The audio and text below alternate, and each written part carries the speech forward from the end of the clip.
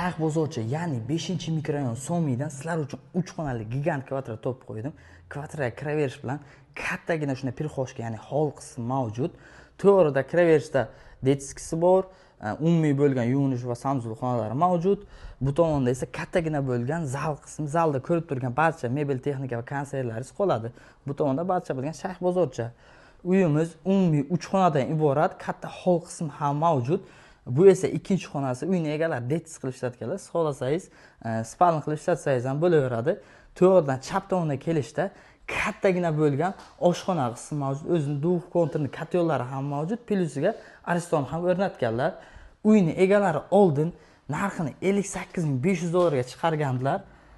Hozir srochniga pul kerak bo'lgani uchun uyning narxini 56.500 AQSh dollarga kelishyaptilar. Agar kalkulyatorga olib hisob kitob qilsangiz, narxi 6.300.000, 6.400.000 atrofida chiqyapti. Uyni egalarini srochniga sotish sabablari hech qanaqa qarzlari yo'q, biznes uchun ishlatyaptilar.